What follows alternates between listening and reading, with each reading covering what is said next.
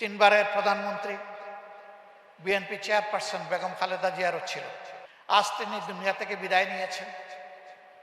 আমরা মহান রবের দরবারে দোয়া করি, আল্লাহ তাআলা তার প্রতি রহম করুন, আল্লাহ তাআলা তাকে ক্ষমা করুন, আল্লাহ তাআলা তাকে জান্নাতের একজন অতিথি বা মেহমান হিসেবে কবুল করুন।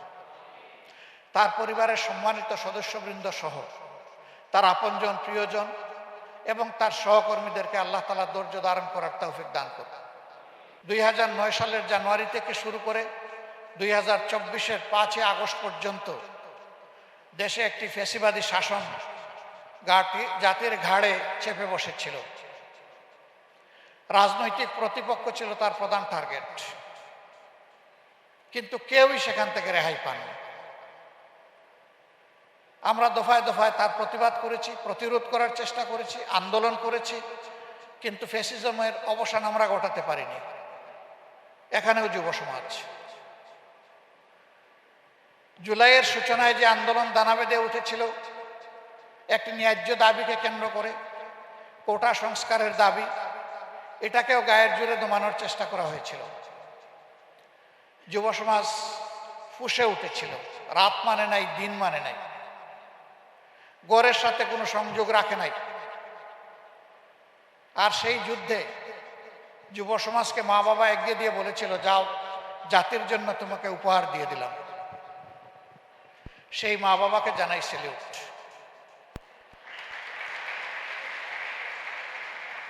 আমার যে মা উত্তরার রাস্তায় 10 মাসের সন্তানকে কুলে নিয়ে নেমে এসেছিলেন, সাংবাদিক বন্ধুরা প্রশ্ন করেছিল, আপনি এই কচি শিশু নিয়ে, অবুঝ শিশু নিয়ে এখানে এসেছেন গুলির মুখে।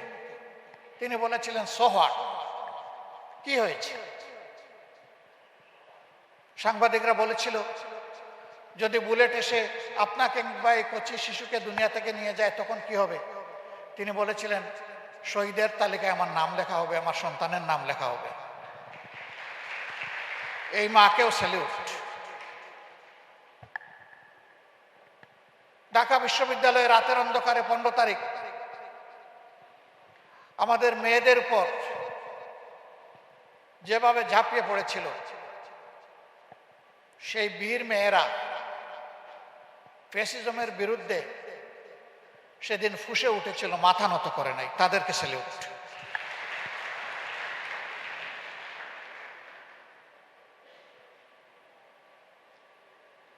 এরপরে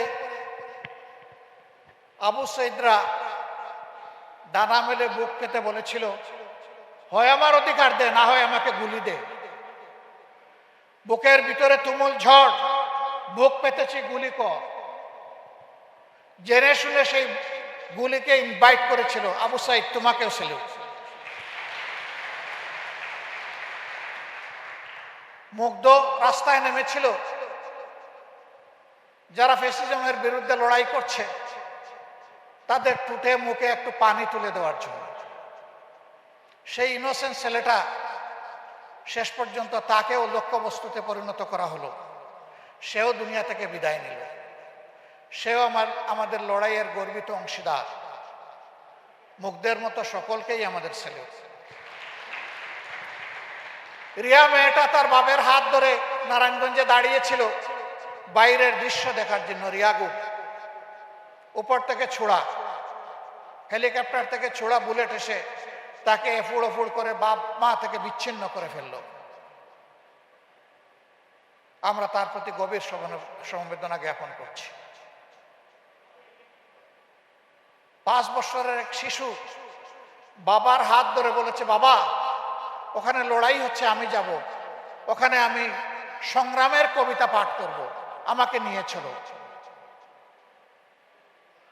সংগ্রামের কবিতা পাঠ করতে করতে জালিমের বুলেট এসে তাকেও দুনিয়া থেকে নিয়ে গেছে। যে বাবা তাকে হাত ধরে নিয়ে এসেছিলেন, বাবাকে এবং তার বীর সন্তানকে স্যালিউট।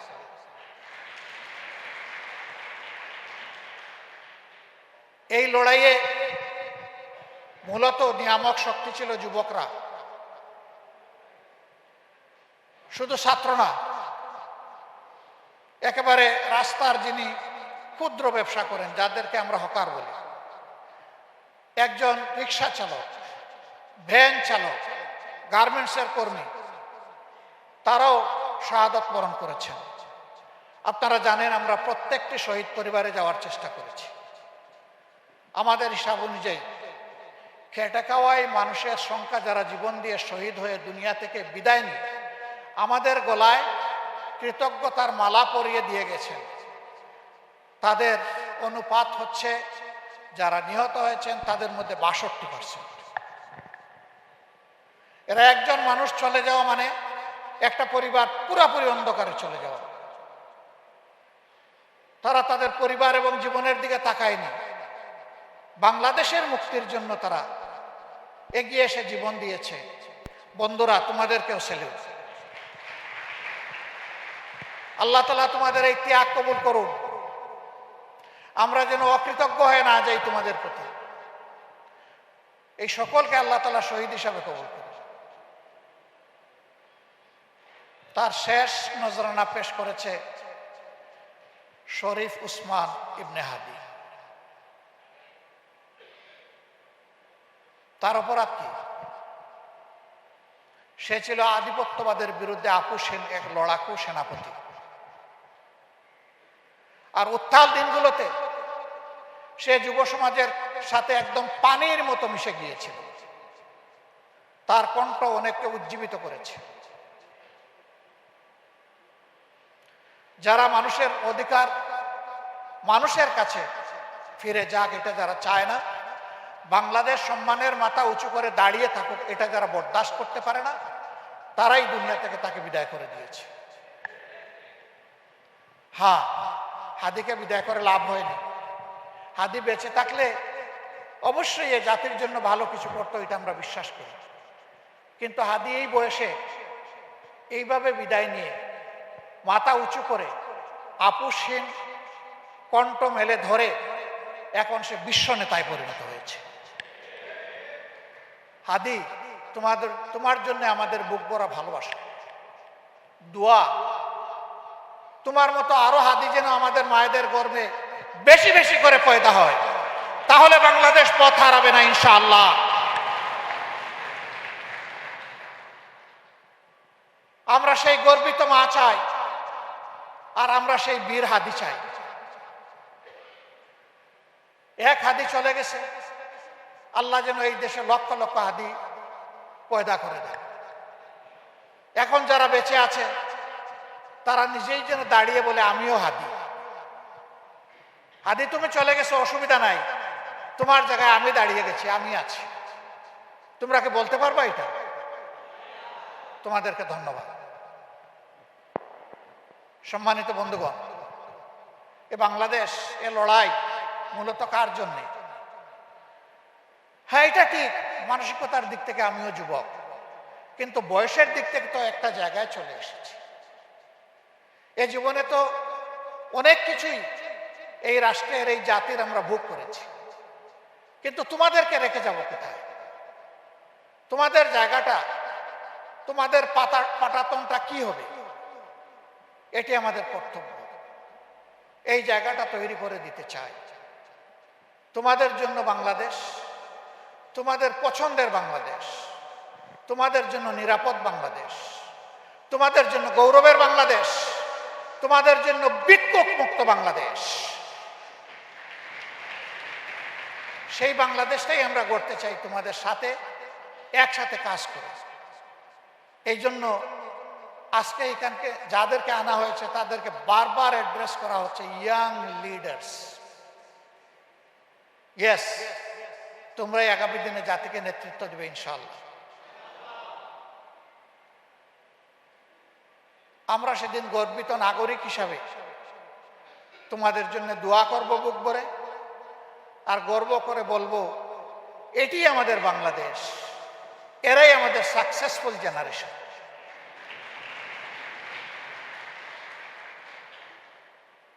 আজকে আরেকটি বেদনাদায়ক খবর আমরা সকলেই শুনেছি। এমন একটি বাংলাদেশের স্বপ্ন আমি বিশ্বাস করতে চাই। তিনবারের প্রধানমন্ত্রী, বিএনপি চেয়ারপারসন বেগম খালেদা জিয়ারও ছিল। তিনিও তার জীবনে মানুষের অধিকার এবং গণতন্ত্রের জন্য লড়াই করেছেন, অনেক লড়াই করেছেন। আজ তিনি দুনিয়া থেকে বিদায় নিয়েছেন।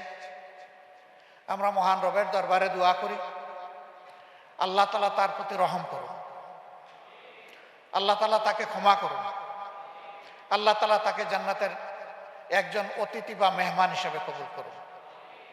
তার পরিবারের সম্মানিত সদস্যবৃন্দ সহ তার আপনজন, প্রিয়জন এবং তার সহকর্মীদেরকে আল্লাহ তাআলা ধৈর্য ধারণ করার তৌফিক দান করুন। প্রিয় বন্ধু সমাজ, আমরা তোমাদের ভাবনাগুলো জানার জন্যই ইতিমধ্যে জনতার ইশতেহার আমরা রিলিজ করেছি। তোমাদের ভাবনা, তোমাদের চিন্তা, প্রস্তাবনা, স্বপ্ন আমরা আমাদের ইশতেহারে তুলে ধরতে চাই। যেহেতু আমি আগেই বলেছি বাংলাদেশ তোমাদের হাতে তুলে দিতে চাই, সুতরাং যাদের হাতে বাংলাদেশ তুলে দেওয়া হবে তাদের ভাবনাকে অবশ্যই ডিউ কনসিডারেশনে নিয়ে আমাদেরকে আমাদের পরিকল্পনা তৈরি করতে হবে। আমরা ধাপে ধাপে সেই পরিকল্পনার দিকেই আগাচ্ছি। আজকের পরিকল্পনা আগামীকালের বাস্তব কর্মসূচি হবে ইনশাআল্লাহ। তবে আমরা এইটুকু কথা দিতে চাই, আমরা মুখ দিয়ে এমন কোনো মিথ্যা আশ্বাস দিব না যেটা করার কোনো সামর্থ্য আমাদের নেই। বরঞ্চ আমাদের সামর্থ্য বিবেচনায় যেটা আমাদের পক্ষে সম্ভব আমরা জাতির কাছে সেই পরিকল্পনাই কেবল তুলে ধরবো ইনশাআল্লাহ। এবং আমরা বিশ্বাস করি আল্লাহ তাআলার রহমত আর প্রিয় জাতির সহযোগিতা পেলে তা বাস্তবায়ন হবে। ওটা শুধু আশ্বাস আর পরিকল্পনায় আটকে থাকবে না ইনশাআল্লাহ। তোমাদের বিচিত্র জিজ্ঞাসাগুলো আজকে শুনব, জিজ্ঞাসার ভিতরেই আমরা অনেক কিছু পেয়ে যাব। আজকে আমি এখানে তোমাদেরকে শিক্ষা দেওয়ার জন্য দাঁড়াইনি, আমি দাঁড়িয়েছি এখানে শেখার জন্য, তোমাদের কাছ থেকে শেখার জন্য, যুব মানুষের ভাবনা জানার জন্য এবং এভরিহোয়ার আমি আমার নিজেকে একজন লার্নার হিসেবে দেখতে চাই। আজকেও আমি এখান থেকে শিখব, জাতির জন্য শিখব, আমার জন্য শিখব। আমি আশা করব খোলামেলা প্রশ্ন হবে, আর আমিও আমার দিক থেকে যেটুকু বুঝি সেইটা খুলেই তোমাদেরকে বলবো ইনশাআল্লাহ। আজকের এই আয়োজনে যারা শরীক হয়েছেন, সাড়া দিয়েছেন, এখানে যারা উপস্থিত, অনলাইনে যারা কানেক্টেড, যারা রেজিস্ট্রেশন করেছেন, যারা এই আয়োজনে আমাদেরকে সার্বিক সহায়তা দিয়েছেন, এই আয়োজনকে যারা অর্গানাইজ করেছেন, আমি আমার পক্ষ থেকে তাদের সকলকে গভীর কৃতজ্ঞতা এবং আন্তরিক মোবারকবাদ জ্ঞাপন করছি। সত্যি আজকে যুবক বন্ধুদের, ভাই এবং বোনদের এখানকার উপস্থিতি আমাদেরকে দারুণভাবে আলোড়িত করেছে। আমি সংক্ষেপে বলবো, আই এম ইমপ্রেসড।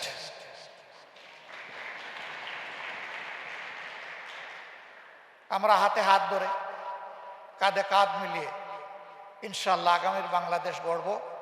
এই বাংলাদেশ ফ্যাসিবাদ মুক্ত, এক নায়কতন্ত্রী মুক্ত, ইনসাফের ভিত্তির উপর প্রত্যাশার একটা মানবিক বাংলাদেশ হবে ইনশাআল্লাহ। এখানে কোনো দল ধর্মের কোনো ব্যবধান থাকবে না। আমরা বলবো মাথা উঁচু করে, আমরা সকলে মিলেই বাংলাদেশি। এইখানে আদিবাসী পরবাসীর এই ক্লেশও আমরা দেখতে চাই না। আমরা সবাই মিলে বলবো আমরা অধিবাসী, আমরা এক ঐক্যবদ্ধ বাংলাদেশের অধিবাসী। আমরা প্রত্যাশার পথে এগিয়ে যাওয়া দৃঢ় প্রতিজ্ঞ একটি বাংলাদেশ। আমরা সেই আওয়াজ একই সাথে সব কণ্ঠ মিলিয়ে তুলব ইনশাআল্লাহ। এটি জাতীয় ঐক্য হবে, আল্লাহ চাই। সবাইকে ধন্যবাদ, অনেক ধন্যবাদ। বাকি সেশন আন্তরিকভাবে অংশগ্রহণ এবং সহযোগিতা করার জন্য অগ্রিম আহ্বান জানিয়ে আপাতত আমার কথাগুলো এখানে রাখলাম। আসসালামু আলাইকুম ওয়া রাহমাতুল্লাহ।